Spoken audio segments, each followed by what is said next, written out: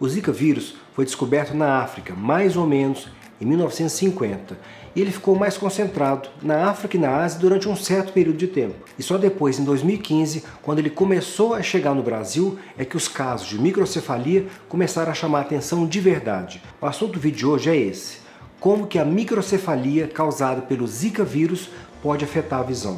Meu nome é Gilson e eu sou oftalmo aqui em Belo Horizonte.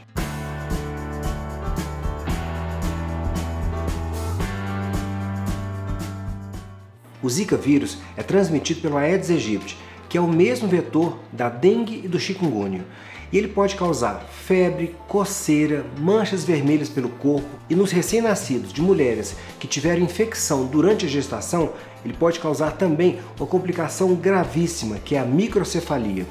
E isso pode afetar o desenvolvimento cerebral do bebê, causando uma deficiência motora e uma deficiência mental muito importante. Olha, esse assunto é importantíssimo, e essa anormalidade cerebral pode variar desde um atraso moderado no desenvolvimento até mesmo uma deficiência muito importante, deficiência motora e intelectual severas. Os estudos mostram que mais ou menos 90% dos pacientes têm um comprometimento cognitivo muito importante. E claro, pode acontecer até mesmo morte prematura.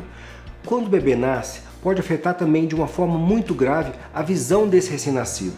E bom, com os estudos, ficou definido como microcefalia um perímetro cefálico menor que 2 ou mais desvios padrões, do que a referência do que se tem para o sexo, idade e tempo de gestação. Então a gente sabe que microcefalia é definida previamente como perímetro encefálico inferior a 32 centímetros.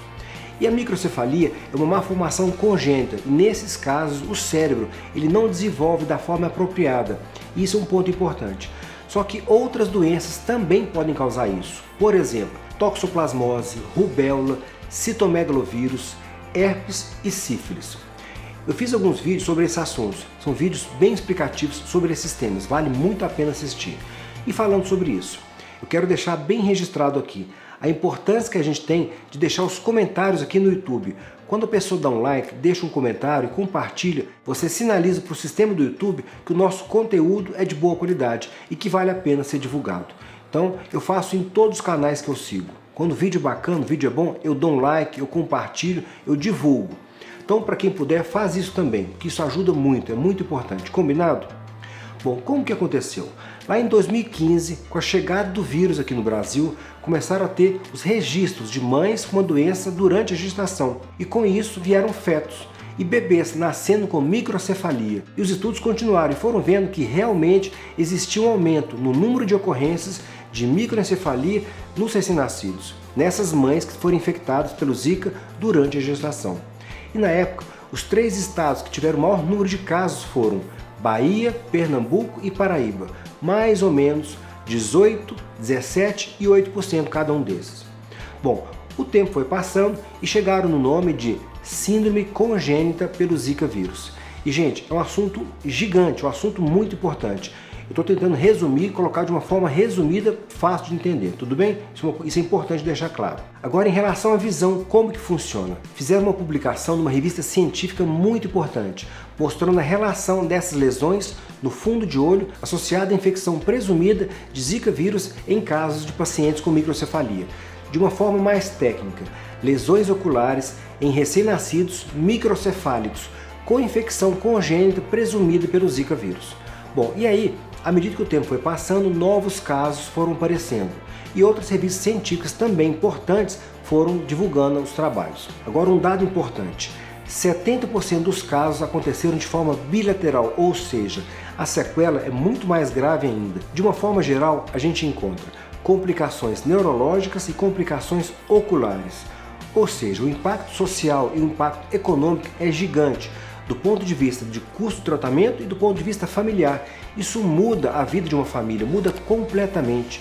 E essa família se vê frente a uma nova situação e tem que se ajustar para essa nova forma. Bom, e querendo ou não, muitas vezes a mulher tem que se adaptar muito mais, porque é ela que fica mais tempo com a criança. E sobre isso, eu tenho que fazer aqui um super parêntese. Na minha opinião, a mulher trabalha muito mais do que o homem. Olha, estou usando de sinceridade. No meu modo de ver, a mulher trabalha muito mais. Eu não vou pegar extremos.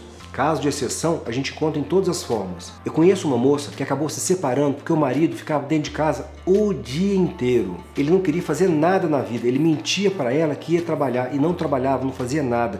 E eles acabaram se separando. E por que eu estou falando isso? Eu vou pegar aqui a maioria das famílias, casais que têm filhos. A mulher trabalha fora, a mulher cuida da casa, ela fica muito mais tempo com as crianças. E se a gente quantificasse o que o homem faz e o que a mulher faz muito mais. Bom, eu sei que é um assunto polêmico, mas pelo menos esse é o meu ponto de vista. Então, esse assunto, microcefalia, Zika vírus, essas complicações, essas dificuldades, é um assunto que acaba repercutindo muito na vida de toda a família. E todos precisam se compor para poder cuidar dessa nova situação. É uma combinação. Então, o que precisa ser feito? No caso dos recém-nascidos, exame de fundo de olho, e se tiver qualquer alteração, fazer uma estimulação visual precoce. E o que a gente pode encontrar nesses casos? Alteração numa região da retina que chama mácula, uma região muito importante da retina. E a gente pode ter também alterações nessa região do tipo depósito de pigmento, atrofia coro-retiniana, alterações do nervo óptico, hipoplasia do disco óptico, palidez do nervo, aumento da escavação, e tudo isso tem o potencial de afetar muito a visão do recém-nascido. Então, por essa razão, tem que ser um caso muito bem acompanhado. Mas o mais importante, qual que é o mais importante disso tudo? Chama prevenção. A gente tem que focar nisso. A gente precisa colocar nossa atenção no combate do mosquito Aedes aegypti. E de que forma a gente pode fazer isso? Verificando, por exemplo, se as caixas d'água estão bem tampadas, se as lixeiras estão bem tampadas, se tem areia no pratinho das plantas, tem que tirar o lixo do quintal, limpar calha, cobrir piscina, pneu, garrafa vazia, tudo aquilo que a gente já sabe que tem que ser feito. Tudo bem? Agora, em relação às mulheres grávidas. As grávidas, elas devem evitar viajar para essas regiões endêmicas. E para aquelas que já moram nessas regiões, é importante fazer uso de repelente para poder evitar de pegar a doença. E olha, é uma condição difícil. A repercussão de uma criança com microcefalia é muito delicada, é super delicada. Então, a gente tem que focar na prevenção e automaticamente a gente vai evitar uma série de outras doenças e de outras complicações. E olha, eu sei que é um assunto importante, um assunto que tem que ser levado a sério e a gente tem que tratar a causa, aquilo que está causando o problema. O resumo é isso. No fundo, se a gente parar para pensar, se a gente cuidasse mais das pessoas, automaticamente a gente vai estar contribuindo com o bem-estar de todas as pessoas. Coisas do tipo, eu não deixo acumular água no meu quintal, não só pelo risco que eu corro, mas também porque eu estou cuidando das pessoas que moram ao meu redor. É um outro nível de consciência. E eu acredito que um dia esse nível de consciência, esse nível de entendimento, ele vai chegar. Eu acredito de verdade, do fundo do meu coração. E é isso. E olha, se você gostou do vídeo, divulga. Isso ajuda demais para o canal, isso é muito importante. E para quem gostar, dá uma olhada no meu Instagram. Eu tenho deixado lá todo dia algum tipo de orientação, tem muita coisa bonita lá. Assunto ligado à oftalmologia, ligado à saúde, de uma forma geral. Coisas construtivas e úteis para o nosso dia a dia mesmo. É bem legal. E olha, eu acho que eu consegui resumir o assunto de hoje. É um assunto importante, um assunto difícil e eu tenho certeza que a gente tem como solução uma melhoria na nossa forma de pensar.